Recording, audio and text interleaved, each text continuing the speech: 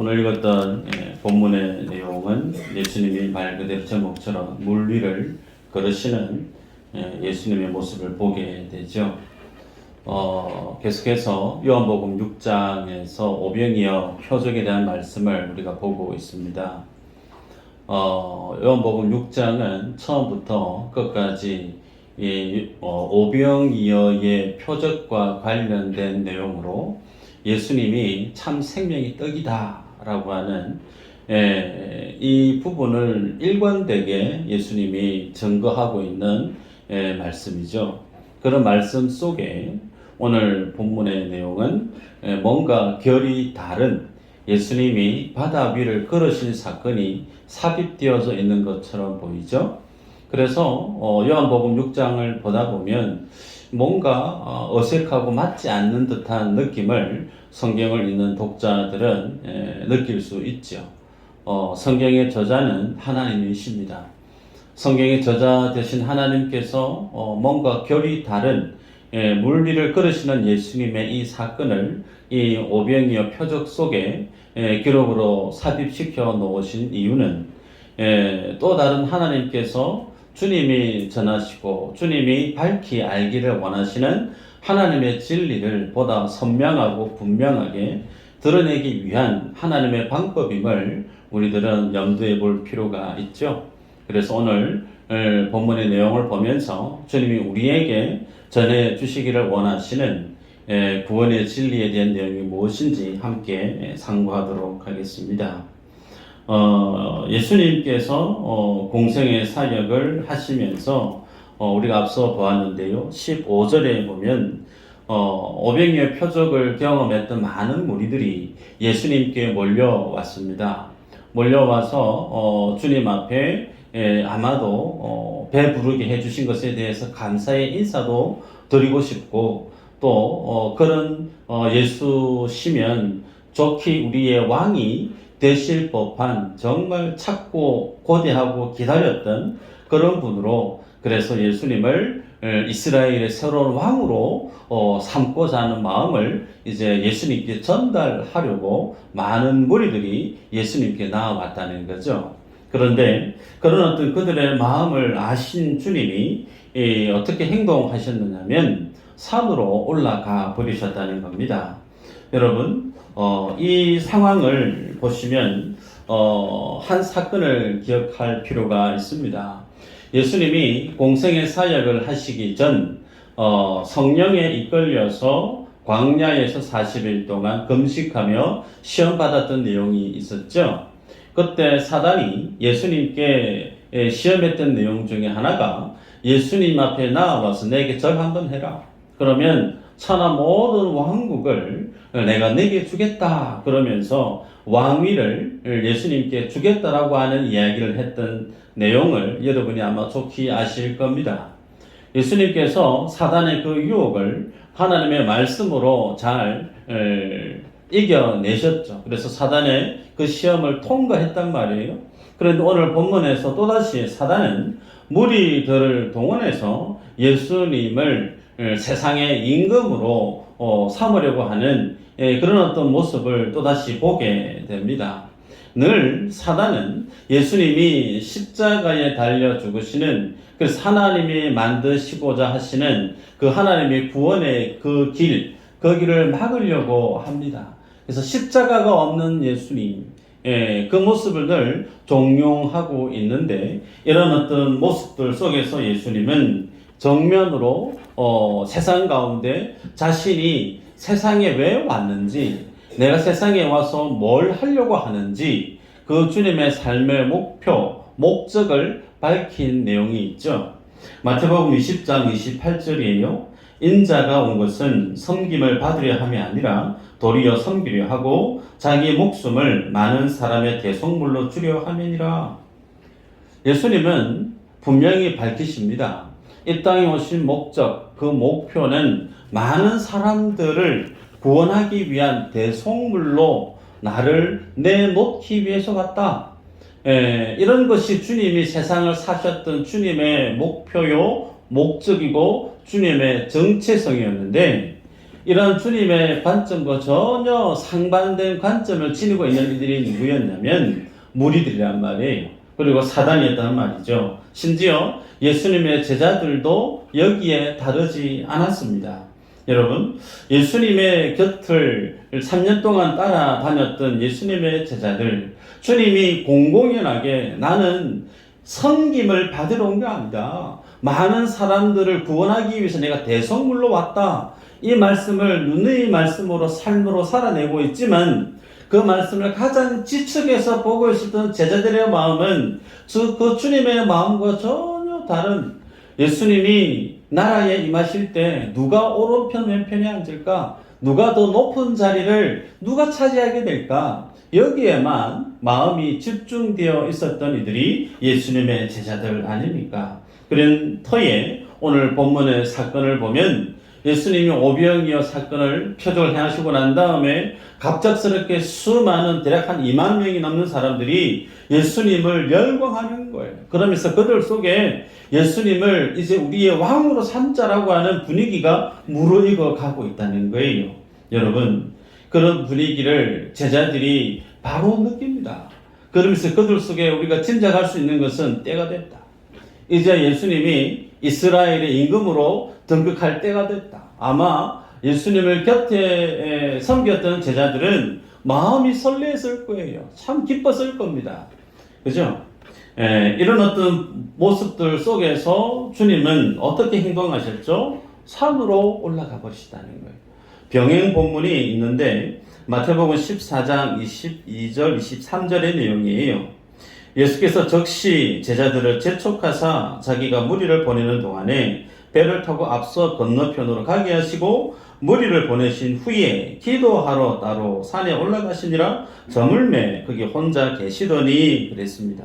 예수님께서 자신을 왕으로 세우려고 하는 그 많은 무리들, 그 분위기를 뒤로 한 채 홀로 산에 기도하러 올라가 버리셨다라는 거예요.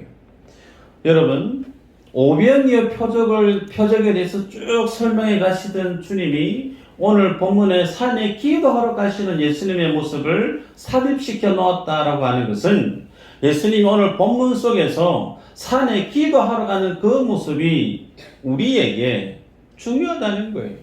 예수님이 이렇게 행동하고 계시는 의도를 하나님을 예배하는 성도는 주의 깊게 바라볼 필요가 있다라는 겁니다. 여러분, 우리가 알듯이 예수님은 완전한 신이시죠. 그래서 신성을 지니신 분이시고, 또 하나는 예수님은 완전한 인성, 완전한 신이시면서 완전한 인간인 신성과 인성을 지니고 계신 분이 예수님입니다. 그래서 그 주님이 오병이어를 행하시고 혹은 물 위를 오늘 본문처럼 걸어가시는 초능력을 행하시고 심지어는 죽은 시체인 나사로를 다시금 살려내시는 전능한 하나님의 그 능력을 행하셨을 때는 예수님이 하나님의 아들이심을 증거하기 위해서 친히 예수님의 신적인 능력을 주님이 사용하셨어요. 그래서 많은 인생들로 하여금 정말 예수님이 능력이 하나님이고 정말 예수님이 메시아고 저분이 말씀하고 있는 하나님의 아들이라는 그 사실이 정말 참이구나 라고 하는 자기 자신을 하나님의 아들이심을 드러내는 그 일에는 하나님의 신적인 능력을 사용하셨습니다. 그러나 오늘 본문 가운데 우리가 알아야 될 내용은 주님은 자신이 인간인 인성에 위치해 있었던 그 삶의 처지에서는 단 한 번도 신적인 그 능력을 발휘하시는 분이 아니더라는 겁니다. 여러분, 인간의 몸으로 하나님이 구원의 길을 제시하라고 명하시는 십자가의 그 길을 걸어가는 그 삶이 쉬울까? 절대 쉽지 않죠. 상상하기 어렵습니다. 그런데 어떻게 예수님은 그 십자가의 그 사명을 감당했을까? 단순히 여러분, 예수님은 신이시니까, 전능하신 하나님이시니까 십자가 길 아무것도 아닌 것처럼 걸어가신 것 아닌가? 여러분, 그거 아니라는 거예요. 예수님도 인간이란 말이에요. 예수님도 인성을 지니신 분입니다. 그 인성을 지니신 분이 구원의 그 길을 만들어내는 십자가의 사명을 완수하기 위해서 너무나도 고단하고 힘들고 두려운 그 주님의 인생길을 주님은 어떻게 그 십자가의 사명을 완수했는가? 그 주님이 십자가의 삶을 일궈낸 비밀이 어디에 있느냐면 오늘 본문 속에 주님이 기도하고 있는 예수님의 모습 속에서 발견할 수가 있다는 겁니다. 그러기에 동일하게 우리가 예수님께로부터 구원을 얻어서 구원을 입은 영생을 소유한 하나님의 자녀로서 이 땅 가운데 평생의 삶을 하나님의 뜻 가운데 그 주님의 계획 속에 내가 믿음의 삶을 잘 살아가기 위해서는 동일하게 어떤 삶이 중요할까요? 기도하는 삶. 예수님이 기도하셨던 그 기도의 모습이 동일하게 그 구원의 삶을 살아가고 있는 주의 자녀들에게 동일하게 그 기도의 모습이 중요하다는 거죠. 여러분, 주님은 좀 전에 말씀을 드렸지만 완전한 인간으로서 인간의 삶의 고단함, 배고픔, 아픔, 슬픔 그런 것을 전혀 느끼지 못하는 로봇가 아니에요. 모든 인간이 경험하고 있는 아픔을 다 친히 온 몸으로 온 마음으로 공유하고 느끼고 체험하는 그런 연약한 인성을 지닌 분이 예수님이십니다.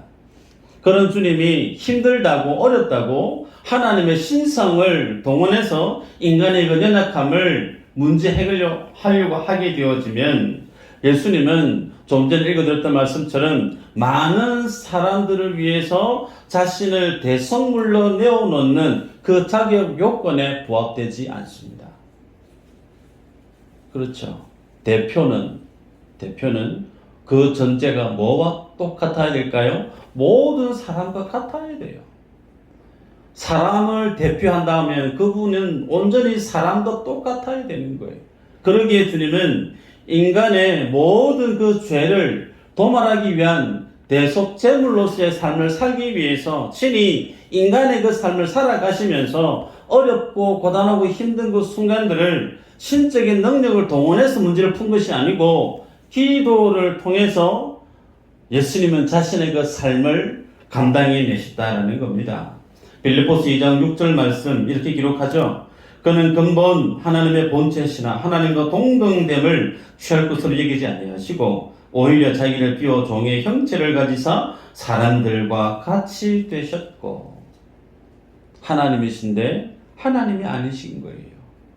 하나님이신데 사람과 똑같이 되셨다 말씀하십니다.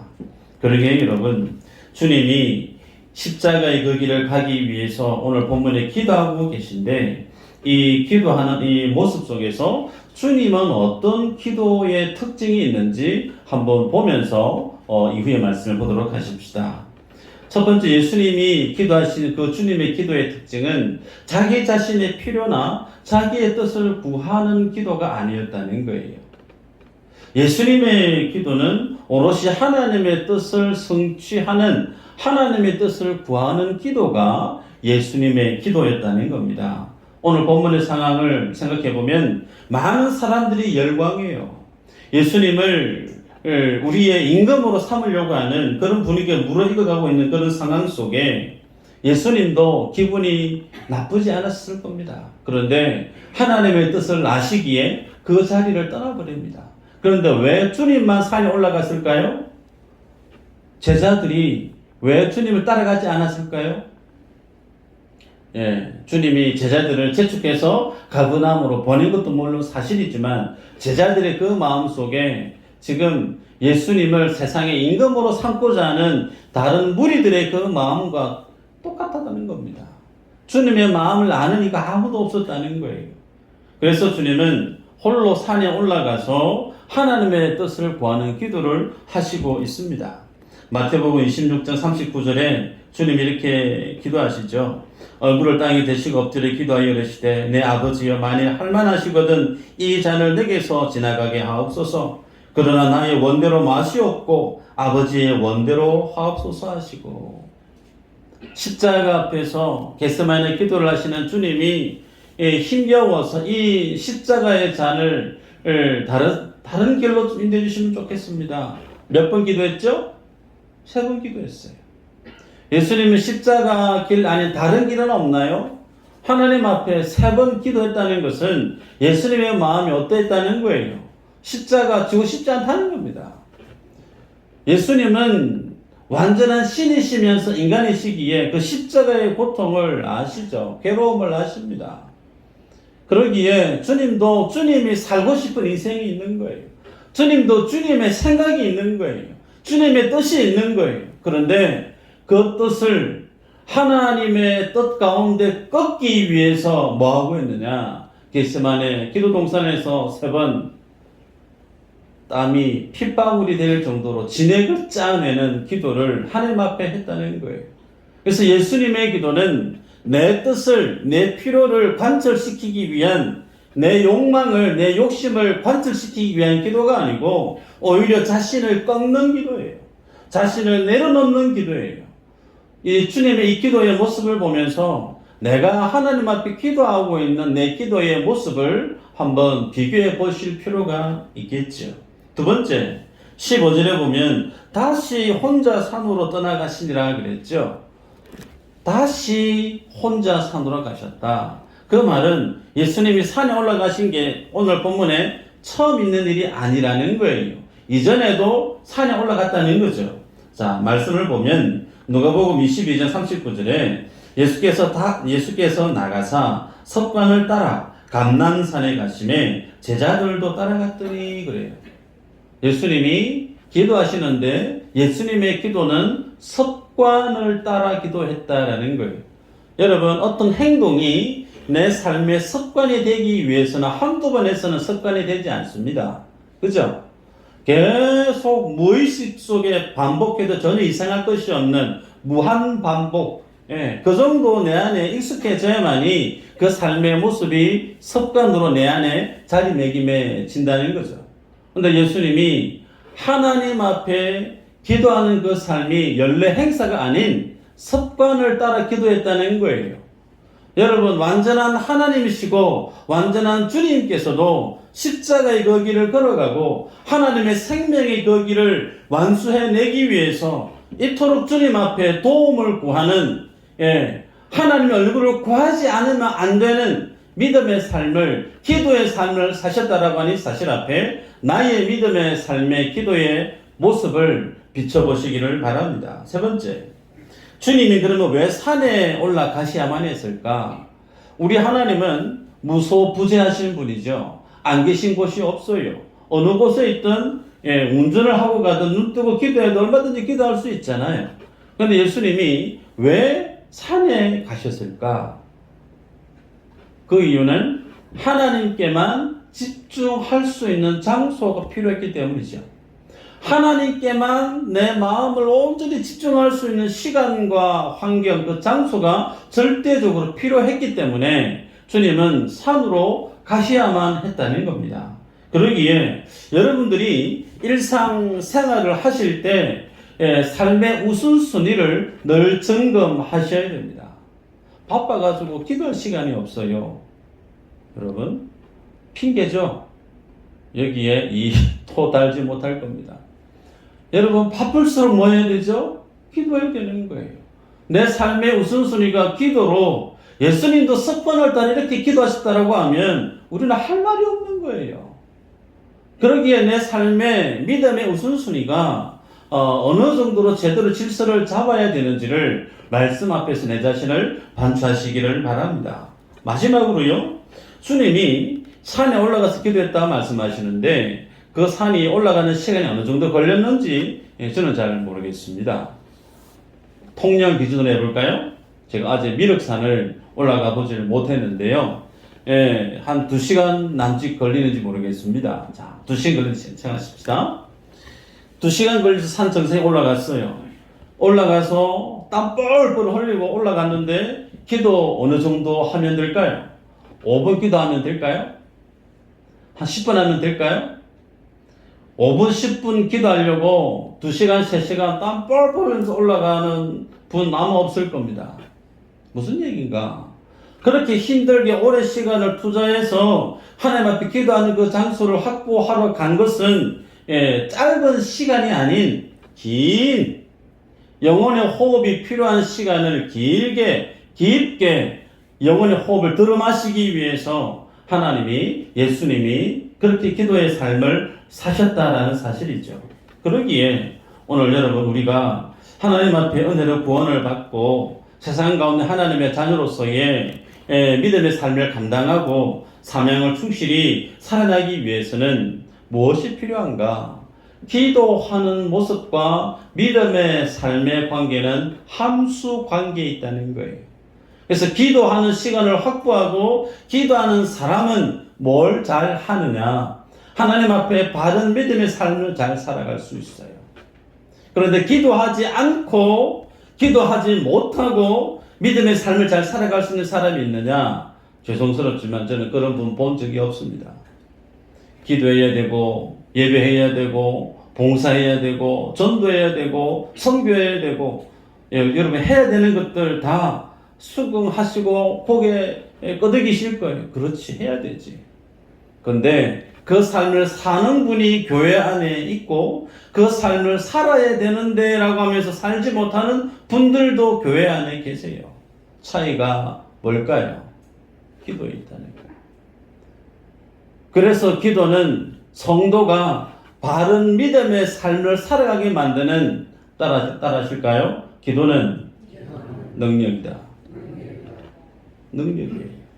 돈이 능력이 아니고 인간 빼기 능력이 아니고 하나님의 능력으로 충만히 가슴속에 에너지가, 영적인 안에가 제대로 꽉 차 있는 성도는 세상을 당당하게 하나님 앞에 힘있게 제대로 살아갈 수 있는 능력이 하나님께로부터 부어지는 거예요. 여러분, 그러기에 오늘 이 기도하시는 주님의 모습을 본문 속에 사도시켜 놓은 것은 동일하게 우리가 그 주님의 기도의 삶을 도전받고 내 믿음의 삶을 새롭게 빌드업, 새롭게 만들어 내야 될 영적인 도전이 있음을 기억하시기를 바랍니다. 자, 그러면 왜 이 기도의 삶이 중요했는가 좀 더 깊이 볼까요? 병행 본문 마가복음 6장 45절에 예수께서 즉시 제자들을 재촉하사 자기가 무리를 보내는 동안 배에 타고 앞서 건너편 베세다로 가게 하시고 그랬습니다. 잘 보시면 예수님이 즉시로 제자들을 재촉했다 그렇게 말씀을 합니다. 그러면서 베세다 혹은 가버나움으로 주님이 보냈다 말씀하시는데 왜 재촉해서 제자들을 배에 태워서 건너가게 하셨을까?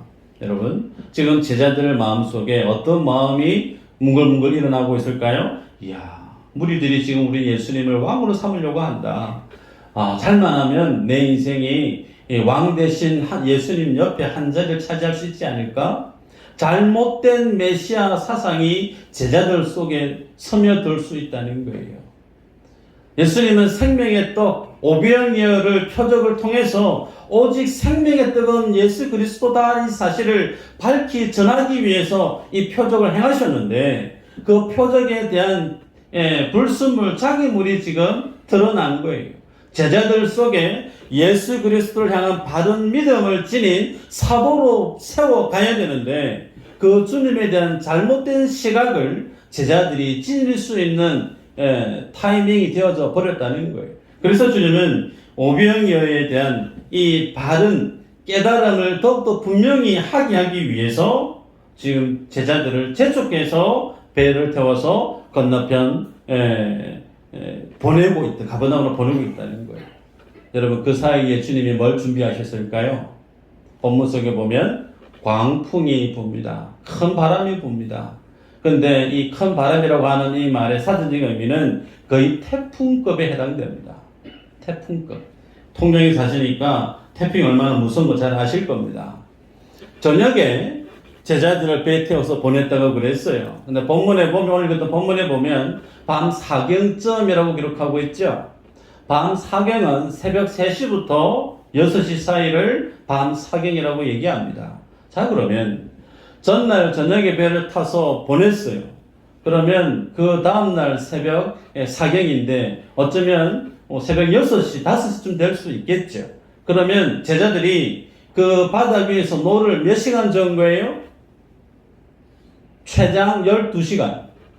혹은 11시간 가까이 물을 저은 거예요. 거의 태풍을 맞서서. 여러분, 예수님의 말씀을 따라서 주님의 말씀에 의지해서 배를 타서 갔는데 이 태풍을 막고 있습니다. 아무리 날고 기는 숙련된 어부 출신이라 하더라도 태풍 앞에 여러분 장사 있나요? 없습니다. 이 상황 속에서 어쩌면 죽는 거 지극히 당연하다. 분명히 이런 일이 일어날 수밖에 없는 상황이다. 인정할 수밖에 없는 그런 분위기, 그런 환경이라는 거죠. 그러면 주님이 왜 이 같은 상황을 만드셨을까? 성경에는 이 같은 상황이 이미 앞서 소개되어지고 있습니다. 성경에 타임머신을 타서 쭉 흘러가면 노아의 방주 사건을 여러분이 기억하실 겁니다.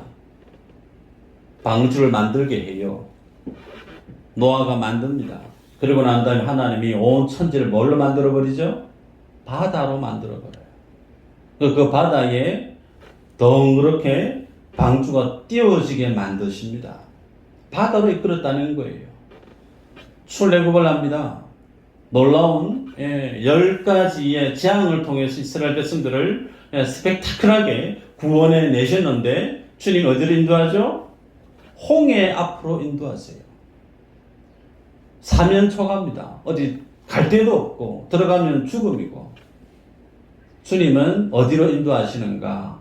바다로 이끌어요. 여러분 성경에서의 바다는 무엇에 대한 상징적인 의미냐면 죄에 대한 심판, 죽음에 대한 내용을 상징하는 것이 바다가 지니고 있는 내용이에요. 그래서 물러서 다 심판해 버리시는데 그 물에서 죽음의 물에서 어둠의 물에서 불순종과 죄의 그 물에서 하나님이 노아의 가족을 구원해내시죠. 모든 애굽의 군대가 홍해 안에서 수장되어져서 다 죽고 사라지고 없는데 그 죽음의 자리에서 주님이 하나님의 백성을 구원해내시죠. 오늘 본문도 같은 맥락이라는 거예요. 그 죽음의 바다에 주님이 제자들을 몰아넣습니다. 몰아넣고 그전 12시간 동안 정말 자칫하면 죽을 수도 있는 그런 위기 가운데 두려움 가운데 하나님이 주의 제자들을 몰아넣는 이유가 어디에 있을까?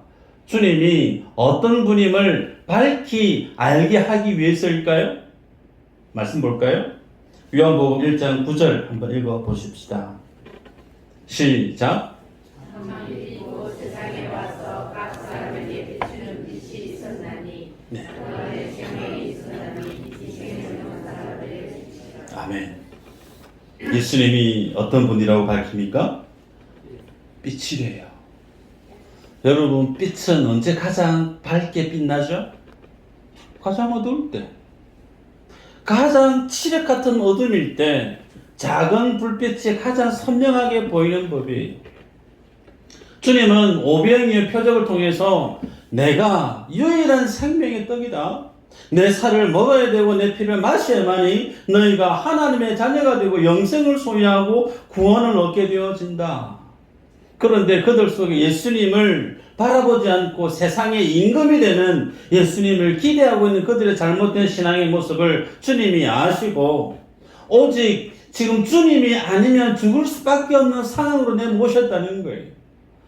내가 지금 죽게 생겼는데 내가 지금 한 나라의 국무총리가 되고 어느 한 나라의 시장이 되고 그것이 그들 속에 마음속에 간절한 열망이 될까요? 전혀 그렇지 않습니다.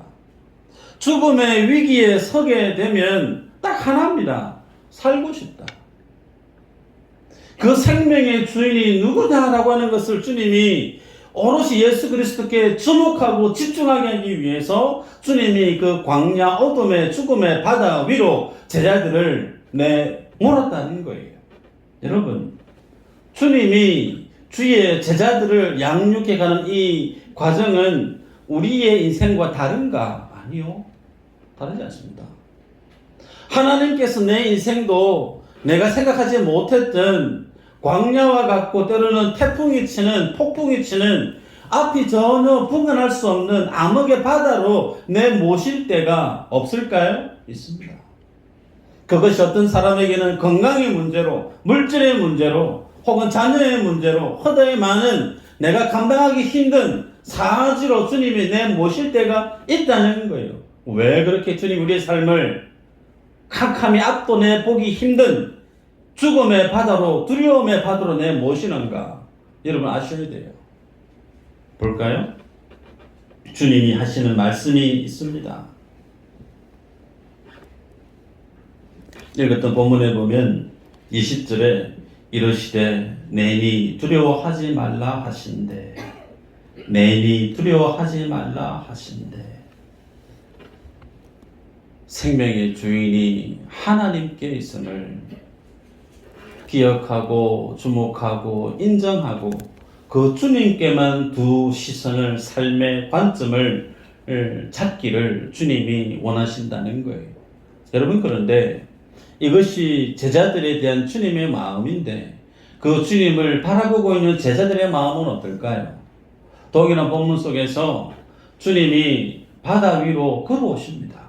여기에서 참 궁금해요. 저도 말씀을 준비하면서 왜 주님이 캄캄한 새벽에, 여러분 상상해 보십시오. 하얀 옷을 입었어요. 머리가 장발이에요. 그런 분이 물 위를 더벅더벅 걸어오고 있어요. 무섭겠죠? 오메 귀신이다. 와, 유령 아이가. 굳이 그렇게 하셔야만 했습니까? 배 타고 가실 수도 있고, 혹은 좀 기다리시다가 해가 뜨면, 아, 저기 예수님 오시는구나. 그렇게 많은 제자들이 예수님인 줄 알고 미리 인지하면서 그렇게 오셔도 되는데, 그렇게 무섭게, 그렇게 하셔야만 했을까?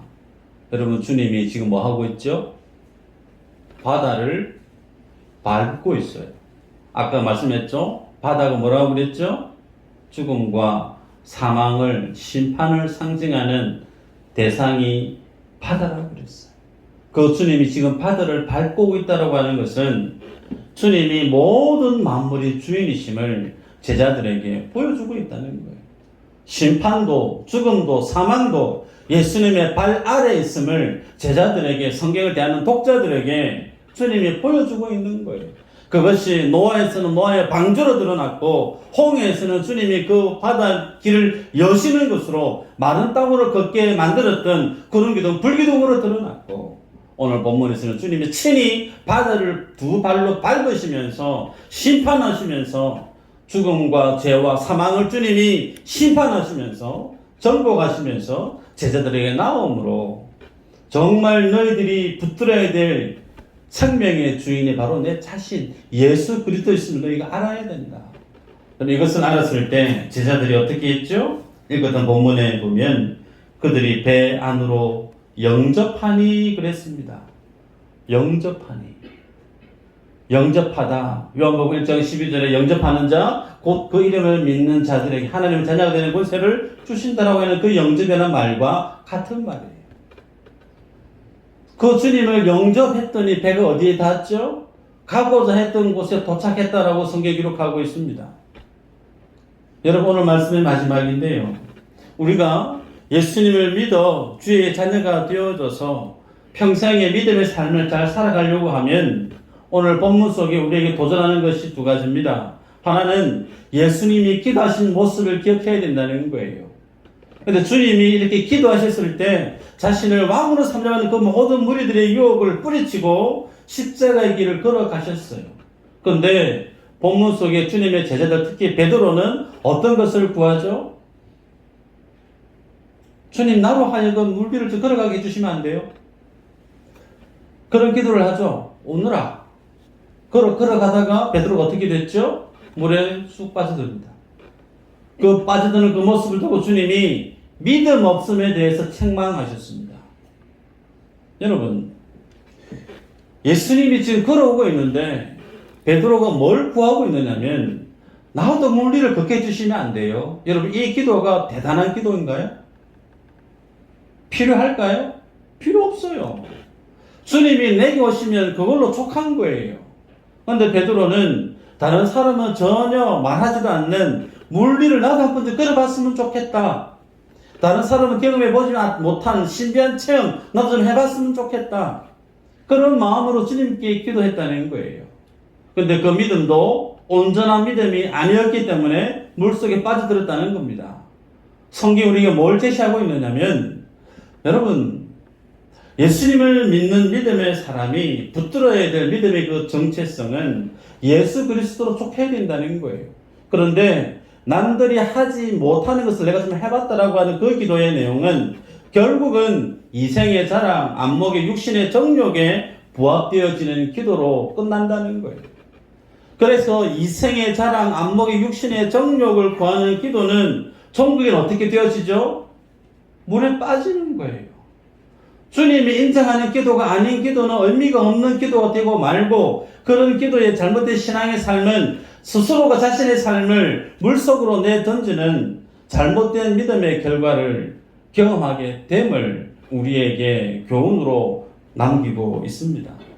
그러기에 오늘 이 말씀 속에서 여러분, 주님의 기도를 배우십시다. 그리고 주님은 하나님의 말씀 앞에 스스로를 쳐서 복종하시고 순종하셨어요.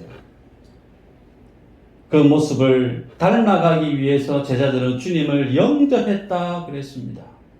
그 주님을 동일하게 여러분이 영접하시기를 축복합니다. 여러분의 삶의 핸들을 온전히 주님께 이양하세요. 주님께 맡기세요. 건강의 문제든 가정에 크고 많은 해결하기 힘든 문제든 주님께 내어 맡기세요. 그래야 주님 우리의 삶을 바른 길로 인도해 가십니다. 이 믿음의 삶을 살아내는 모든 여러분들 되시기를 주의 이름으로 축복합니다. 기도합니다.